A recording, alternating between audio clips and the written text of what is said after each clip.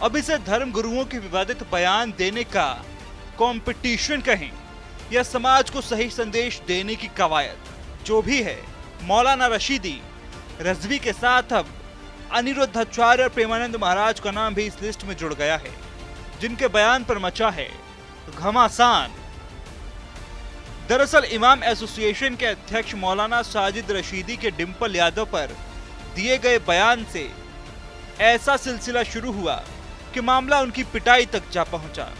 रशीदी ने डिंपल यादव को संसद वाली मस्जिद में जाने उनके कपड़ों को लेकर बयान दिया था। रशीदी अभी भी रह रहकर उस आंच को हवा दे रहे हैं।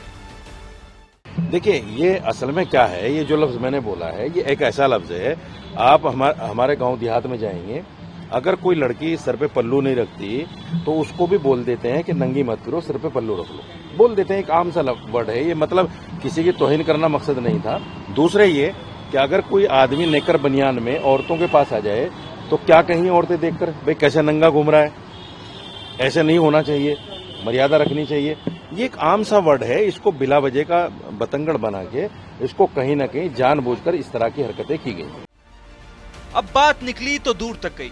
मुस्लिम जमात के मुखिया और बरेली वाले मौलाना शहाबुद्दीन रजवी ने भी रशीदी के समर्थन में अखिलेश यादव पर निशाना साध दिया।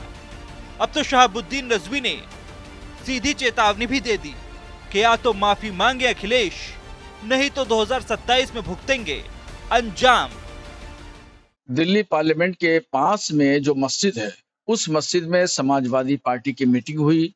मस्जिद को सियासत का अखाड़ा बनाया गया, मस्जिद का तकद्दुस पामाल किया, उसका अदब और एहतराम नहीं किया गया। वहां पर अखिलेश यादव, धर्मेंद्र यादव, डिंपल यादव, मौलाना मुहिबुल्लाह नदवी और भी मेंबरान पार्लियामेंट सपा के लोग मौजूद हैं। ये मस्जिद की तौहीन की गई है। हमारा मुतालबा है और ये मुतालबा बराबर हमारा जारी रहेगा। और अगर अखिलेश यादव जी आज माफी नहीं मांगते हैं तो उनको एक न एक दिन जरूर माफी मांगना होगी और फिर इसका खमियाजा उनको 2027 में भुगतना होगा। इधर का संग्राम अभी थमा भी नहीं था कि हिंदू धर्मगुरु और कथावाचक अनिरुद्धाचार्य ने लिव इन रिलेशनशिप और शादी की उम्र पर कहा 25 वर्ष से पहले लड़कियों की शादी हो जानी चाहिए, वरना उनके 4-5 बॉयफ्रेंड हो जाते हैं। 25 साल की लड़की 4 जगह मुंह मार चुकी होती है। अब इस बयान पर घमासान मचना तय था, लिहाजा मच भी रहा है। और तो और इसके बाद भी अनिरुद्धाचार्य ने कह दिया कि कलयुग में क्या नहीं है, कलयुग में सत्य नहीं, कलयुग में वैश्या को वैश्या नहीं कह सकते हैं तो वैश्या, लेकिन खुद को सती सावित्री सुनना चाहती हैं। और सम्मान सिर्फ शब्दों से नहीं होता है, आचरण से होता है। ये वो देश है जहां कहा गया है यत्र नारस्तु पूजन्ते रमन्ते तत्र देवता। तो मुझे भारत की नारी में कोई विकृति नजर नहीं आती। मुझे विकृति नजर आती है जो लोग नारियों में विकृति तलाश करते हैं, उनकी दृष्टि में विकृति है। बयानों की इस फहरिस्त में एक और नाम जुड़ गया। वृंदावन वाले प्रेमानंद जी महाराज ने चरित्र की गिरावट में कह दिया कि शादी के परिणाम अच्छे आएंगे कैसे? आजकल बच्चे और बच्चियों का चरित्र पवित्र नहीं है। 100 में से कोई 2-4 कन्याएं ही पवित्र जीवन रखकर किसी पुरुष को समर्पित होंगी।